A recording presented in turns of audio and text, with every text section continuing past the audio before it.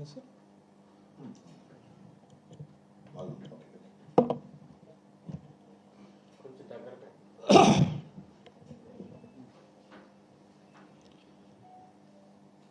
ఈరోజు మనం బాగా గమనిస్తే ఆంధ్రప్రదేశ్లో, ఆంధ్ర రాష్ట్రంలో ఎక్కడ కూడా శాంతి లేదు, ప్రజలకు భద్రత అంతకంటే లేదు. ఎందుకు ఈ మాట అంటున్నానంటే, ఈరోజు రాష్ట్రంలో యావత్ పోలీస్ వ్యవస్థ నారా చంద్రబాబు నాయుడు గారి కబంధ హస్తాలలో చిక్కి చెల్లమైపోతూ ఉంది. ఆయన ఉక్కు పిడికిల్లో పోలీస్ వ్యవస్థ బందీ అయిపోయింది. పోలీసులు వారికి వారే బేడీలు వేసుకునే దరిద్రము పోలీస్ వ్యవస్థకు దాపురించింది. అందులో భాగంగానే యావత్ భారతదేశంలో ఎక్కడ లేని విధంగా ఒక సీనియర్ ఐపీఎస్ ఆఫీసర్ని జైలుకు పంపి, నెక్స్ట్ మళ్ళీ ప్రభుత్వం మారితే అది ఒక సాంప్రదాయానికి తెరదీసిన రోజును మనం గుర్తు చేసుకోవాల్సిన పరిస్థితిని కూడా మనం ఈరోజు తలుసుకోవాలి.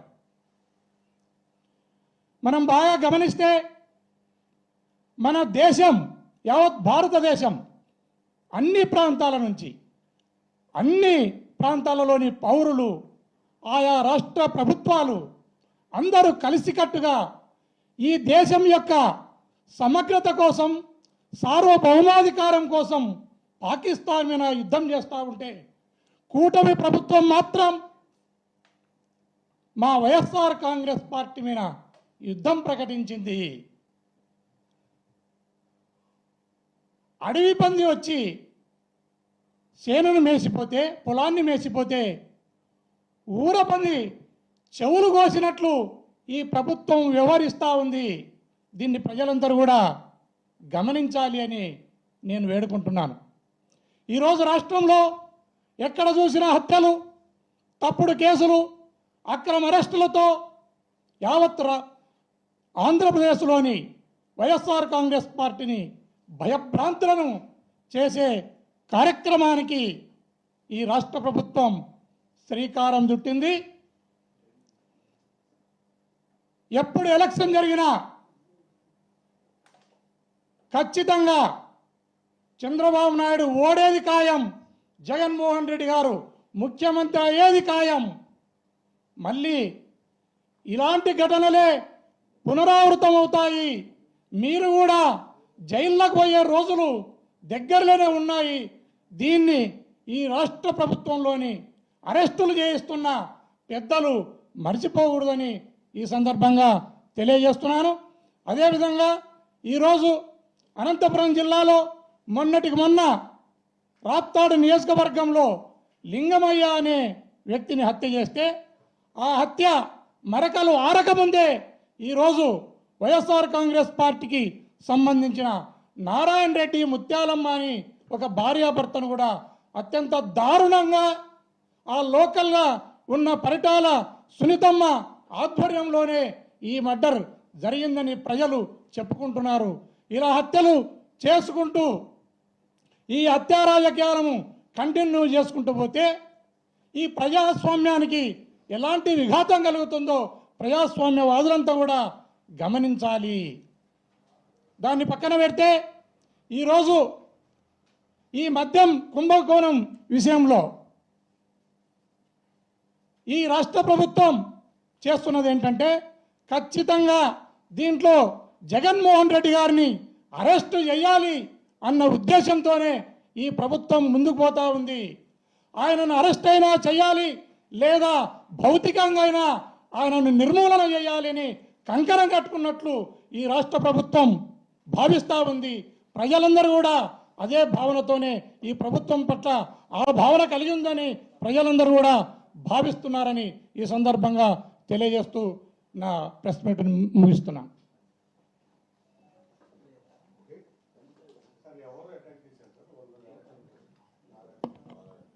ఈరోజు రాప్తాడు నియోజకవర్గంలో గంగలకుంట అనే విలేజ్లో నారాయణ రెడ్డి ముత్యాలమ్మ అనే ఒక దంపతులను వాళ్ళు వైఎస్ఆర్ కాంగ్రెస్ పార్టీకి సంబంధించిన వ్యక్తులు, వారిని తెలుగుదేశం పార్టీకి సంబంధించిన దుర్మార్గులు, రౌడీలు వారిని చంపినట్లు మనకు ప్రాథమికంగా సమాచారం అందుతూ ఉంది. వారిని ఆ లోకల్ ఎమ్మెల్యే పరిటాల సునీతమ్మ ఆధ్వర్యంలోనే ఈ హత్యలు జరిగినట్లు కూడా ప్రజలు చెప్పుకుంటున్నారు. దీన్ని తీవ్రంగా వైఎస్ఆర్ కాంగ్రెస్ పార్టీ ఖండిస్తూ ఉందని కూడా ఈ సందర్భంగా తెలియజేస్తున్నాను.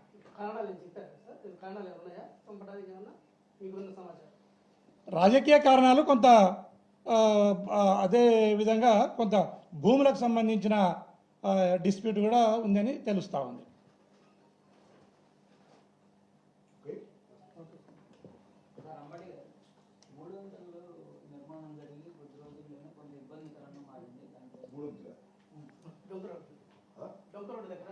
అవును,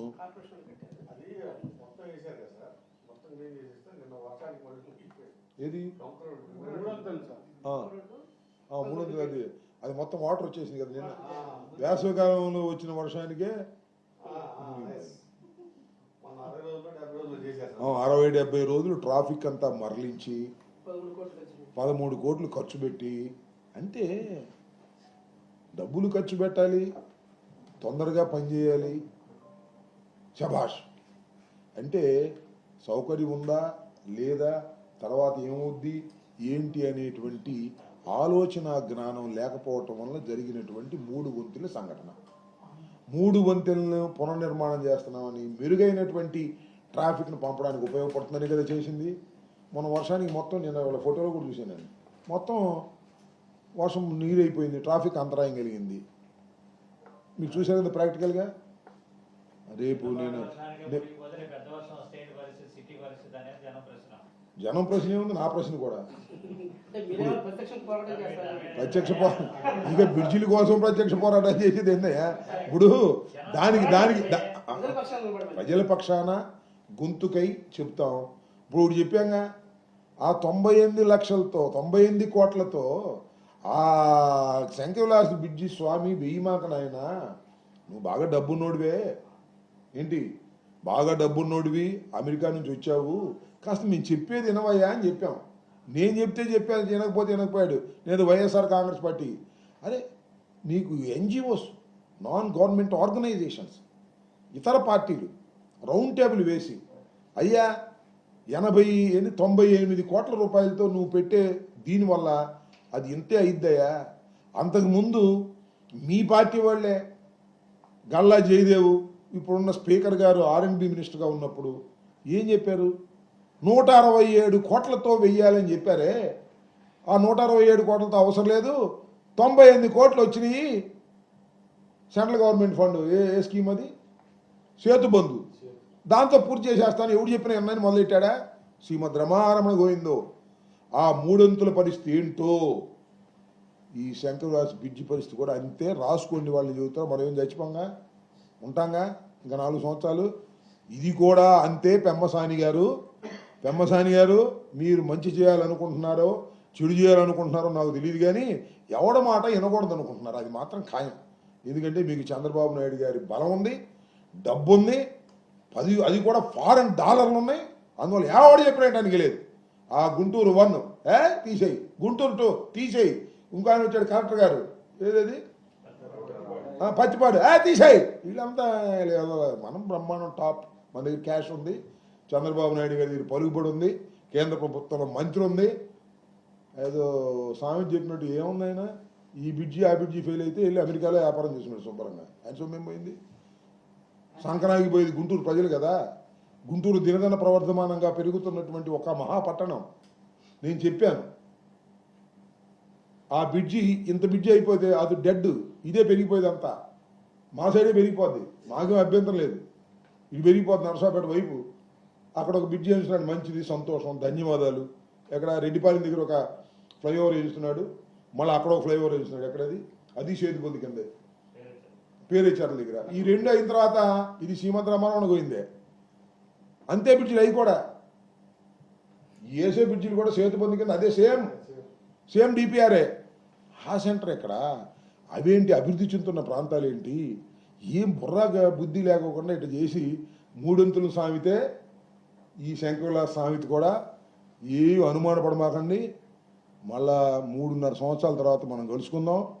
అది శ్రీమద్ రమారమణ గోవిందే. శంకరవిలాస సెంటర్ అంతా కూడా కుదించుకుపోయి ప్రజలకు ఉపయోగపడని ఒక వ్యర్థమైనటువంటి దానిగా తయారవుతుందని చెప్పడానికి నేనేదో రాజకీయ కక్షతోనో ఆయన ఏదో పెమ్మసాని గారు చేస్తున్నాడు కాబట్టి మేము రాజకీయ దుగ్ధతోనో చేయట్లేదు. దానికి ఉదాహరణ అయ్యా ఎన్ని కోట్లు? 3 వంతులు 13 కోట్లతో నిర్మించిన 3 వంతులే దానికి నిదర్శనం.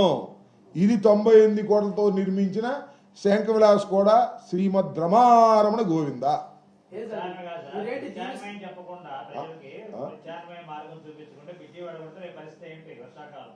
ఎవరు పరిస్థితి? ప్రభుత్వం ఏం చెప్పని వాళ్ళు చెబుతుంటే వింటలేదుగా. చెవుల్లో సీసం పోసుకున్నారుగా స్వామి. అరే నేను చెప్తే చెప్పాను. రేపు వర్షం వచ్చింది అనుకో, వర్షాకాలంలో వర్షం వస్తుందిగా, వేసవకాలంలో వర్షం వస్తేనే మునిగిపోయింది. వరుసనే ఒక వారం రోజులు శంకరవిలాస్ బ్రిడ్జి పడిపోయింది, దించేసిన తర్వాత వరుసనే వారం రోజులు ముసురు పట్టింది అనుకో, మీకు ఏమైనా బంధువులు ఉంటే వెళ్ళు ఎక్కడికైనా, హైదరాబాద్ ఫ్యామిలీతో సహా. మాకే ఇటే కాబట్టి మేము ఇటు పోతాం. ఇక శంకరవిలాస సెంటర్లో ఉన్న వాళ్ళందరూ ఊరు ఖాళీ చేసి ఎవరిన బంధువులు ఇళ్ళకి వెళ్ళి ఉండటమే. Common sense point. వర్షం వారం రోజులు పడింది, ముసురు వేసింది, ఆ వంతులు మునిగిపోయింది. ఇది 3 వంతులు దీనికే. ఇక్కడ ఇది కూడా పోద్ది. ఇంక శంకరవిలాస్ దగ్గరేమో అసలు లేదు ట్రాఫిక్. ఏం చేయాలి? అందరూ శుభ్రంగా సిగ్గివాడు కూడా రాడు పోయి మేము వండుకోకపోతే. మాకు ఇక్కడ కుదరదండి శంకరవిలాస్ సెంటర్, అక్కడ మేము రాము సార్ అంతా ట్రాఫిక్ అంటారు. సిగ్గివాడు రాడు, వస్తే గీస్తే వీడు వస్తాడు మందోడు. జీవితం సేపించడం మాకెందుకయ్యా? అది వద్దు స్వామి అని చెప్పాం కదా మేము. 98 కోట్లతో కాదని చెప్పాం కదా. 98 కోట్లతో ఎందుకు కాదని చెప్పామంటే మీ వాళ్ళే చెప్పారు కదా 167 కోట్లతో మేము ఆధునికంగా నిర్మిస్తామని 10 సంవత్సరాల క్రితం. ఇవాళ 200 కోట్ల పైన అవుతే ఆ 200 కోట్లతో బట్టి వెయ్యండి స్వామి, మీకు మంచి పేరు వస్తుందని చెప్పాము. నేను కూడా ప్రెస్ మీట్ చెప్పా కదా. 52,000 కోట్లు తీసుకొస్తున్నారే అమరావతి నిర్మాణానికి. 200 కోట్లు ఖర్చు పెట్టలేరా? సేతు బంధు లేకపోతే నీ బంధు లేదు. 52,000 కోట్ల రూపాయలు నువ్వు వరల్డ్ బ్యాంకు నుంచి, ఏడీబీ నుంచి డబ్బులు తీసుకొస్తున్నావే. ఇది అమరావతిలో ఒక భాగమే కదా. ఒక్క 200 కోట్లు అటు మరలిస్తే ఏమైంది? అద్భుతమైన టౌన్ కదా ఇది. మంది విజయవాడ, ఈ 2 అద్భుతమైన టౌన్లు కాదా మన ఓల్డెస్ట్ టౌన్స్. మరింత నాశనం చేసే కార్యక్రమాన్ని అభివృద్ధి పేరుతో పెమ్మసాని గారు చేస్తున్నాడు. దీనికి బాధ్యుడు పెమ్మసాని గారి తప్ప పాపం గుంటూరు 1, గుంటూరు 2 ఆయన ఎవరు, ఈ కలెక్టర్ గారు, మన మాజీ కలెక్టర్ ఆంజనేయులు గారు, వీళ్ళది ఏమీ లేదు పాపం. వాళ్ళు చదువుకున్నా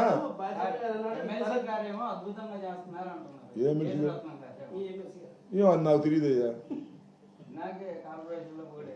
ఎప్పుడు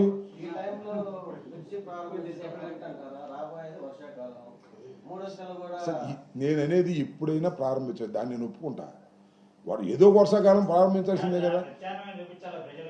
అవును స్వామి, ప్రత్యామ్నాయం చూపించు బాబో అని చెప్పాం కదా. ముందు అండర్ పాస్లు వేయమన్నాం కదా, అండర్ పాస్లు వేయమన్నాడు కదా. ప్రత్యామ్నాయం చూపిస్తాడు. ప్రత్యామ్నాయం ఒకటే, సిగ్గి లేకపోతే మీ బంధువులు ఊరికి వెళ్తాం అంతే, వర్షం వచ్చినప్పుడు అంతే ప్రత్యామ్నాయం. ఏం చేయను మేము చెప్పగలిగిన వాళ్ళమే కానీ ఇంకేం చేస్తాం. నేను చెప్తే చెప్పానయ్యా. నేను ఇందాక చెప్పాను, ఏదో కాంగ్రెస్ వాడిని చెప్పాను, ఆయన మీద కోపంతో అనుకోవచ్చు. ఎంతమంది అండి నాకు అర్థం కాలేదు. తెలుగుదేశం అభిమానులు కూడా ఉన్నారు దానిలో. నేను మనవి చేస్తున్నా. ఆ రోజు మన గీతా కేఫ్లో రౌండ్ టేబుల్ సమావేశం తెలుగుదేశం అభిమానులు ఉన్నారు. దాంతోపాటు పెద్ద పెద్ద చార్టర్డ్ అకౌంటెంట్ ఉన్నారు, అపార్ట్మెంట్స్ కన్స్ట్రక్ట్ చేసే ఉన్నారు. తెలుగుదేశం అభిమానులే, వైసీపీ అభిమానులు కాదు వాళ్ళు. ఇది కాదురా బాబు అని చెప్పారు. చెప్పాడు 10 శాతం బాగా మనకన్నా. ప్రత్యక్ష కార్యాచరణ అంటే పొలుగులు తీసుకెళ్ళేది బాడగొట్టాలి మేము. చెబుతున్నాం ప్రజాస్వామ్య పద్ధతుల్లో. ప్రత్యక్ష కార్యాచరణ అంటే ఏం చేయాలయా? నేను ఒక మాట చెబుతా. ప్రత్యక్ష కార్యాచరణ అంటే ఏంటి? మేము వెళ్ళి ధర్నా చేయాలి, మళ్ళీ కేసు పెడతారు. ఇంతేగా. వాళ్ళు భయపడటం కాదయ్యా, దీనివల్ల కాదంటున్నాను. అవేర్నెస్ ప్రజల్లో తీసుకొచ్చి ప్రజలు వచ్చి రావాలా. మేము అవేర్నెస్ తీసుకురావడానికి సాయశక్తులా ప్రయత్నం చేస్తున్నాం. సబ్జెక్ట్ అయిపోయింది అది. ఇప్పుడు ప్రత్యామ్నాయం లేకుండా బిట్టి పడగొడితే ప్రజలకు మార్గం లేదు. ఎందుకు లేదు మార్గం? సిగ్గి ఉంది, మీ బంధువుల ఇంటికి వెళ్ళటం ఉంది, రెండు ఉన్నాయి కదా, ఇంకెందుకు? ఇంకా మార్గం ఏముందా? నాకు అర్థం కాల. అది నీకు అంత పెద్ద బ్రిడ్జి వేయకోకుండా, అండర్ పాసులు వేయకోకుండా ఆ బ్రిడ్జి నిర్మాణమే తప్పు. 98 కోట్లతో ఆ నిర్మాణం చేయటం అంటే ఆ ప్రాంతాన్ని ఒక శిథిలావస్థకు తీసుకువెళ్ళడం తప్ప రెండో మార్గం లేదు. 13 కోట్లతో నిర్మించినటువంటి 3 వంతెనల గతి ఏమిటో ఇది కూడా అంతే పరిస్థితి. అది నేను చెప్పదలుచుకున్నా. నువ్వు ప్రత్యక్ష కార్యాచరణకు వస్తారా, మీరు ప్లే కార్డులు పిచ్చుకుని వెళ్తారా, లేకపోతే ఆ పనులు చేస్తుంటే అడ్డం పడుకుంటారా అంటే ఏం చేయాలి? ఇది వేసుకుంటే వేసుకున్నారు, ఏమైంది? ఇప్పుడు వేసిన వాళ్ళకన్నా నేను పెద్ద మగవాడినా, వేసుకొని జైల్లో ఉంటాం. 70 ఏళ్ళు వచ్చింది. చెప్పే కదా నీకు, నీ ద్వారా. ఒరే మొగళ్ళారా, వచ్చి రాత్రిపూట వచ్చి తలుపులు కొట్టమన్నారా, ఫోన్ చేయండి వచ్చేసి జైల్లో కూర్చున్నావు అని చెప్పాం కదా. మరి రాత్రిపూట వచ్చి మా పిల్లల్ని వాళ్ళని బెదిరించి తీసుకెళ్ళటం ఎందుకు? అయ్యా రాంబాబు గారు మిమ్మల్ని కేసు పెట్టాం, రాపలే తెలుసుకున్నాం, 3 నెలల పాటు రాపలు ఉంచుతాను మా లోకేష్ గారు చెప్పాడు. రండి అంటే బట్ట సర్దుకు నేనే వెళ్తా. ఏం ముందు కూర్చుని కూడా మళ్ళా ఈ వయసులో ఎవరితో కుస్తీ పట్టను నేను? అర్థం కాలా? నన్ను చూసి వెనకడుగు ఇట్లా ముందడుగు ఇట్లా ఏదో వాళ్ళ ప్లాన్ ఏదో ఉంది. వాళ్ళు ఏ అడుగేసినా మనం సిద్ధంగా ఉన్నాం. ఇంకేమన్నా దానిలో? వాళ్ళు వెనకడుగేని ముందడుగేని. ఇప్పుడు నా పక్కన ఉన్నాయని ముందడుగేశారు కదా, లోపల పెట్టారు కదా, రాజమండ్రి జైలుకి పంపించారు. ఒక కేసు పోతే మళ్ళీ మంగళగిరి ఒక కేసు పెట్టారు. ఇంకే కేసు దొరికినట్లేదు. దొరికితే ఆ కేసు కూడా పెట్టేవాళ్ళు. ఎన్ని రోజులు ఉన్నారండి? 19 రోజులు ఉన్నాడు. After a small case. అదే ఆయన నేను కాకపోతే మీ బోటి అయితే ఎమ్మటే బెయిల్ ఇస్తేవాళ్ళు, బెయిల్ వచ్చేసేది. పోలీసులు పెద్దగా అడ్డం పడేవాళ్ళు కాదు. మేము అనేటప్పుడు పోలీసులు అడ్డం పడుతున్నారు. అడ్డం పడకపోతే వాళ్ళు సస్పెండ్ చేస్తారని భయం. మొన్న ఈ కేసులో 11 మంది సస్పెండ్ చేశారు కదా. వాళ్ళ బాధ వాళ్ళది, పోలీసు వాళ్ళ బాధ పోలీసు వాళ్ళది, ఐపీఎస్ వాళ్ళ బాధ ఐపీఎస్ వాళ్ళది.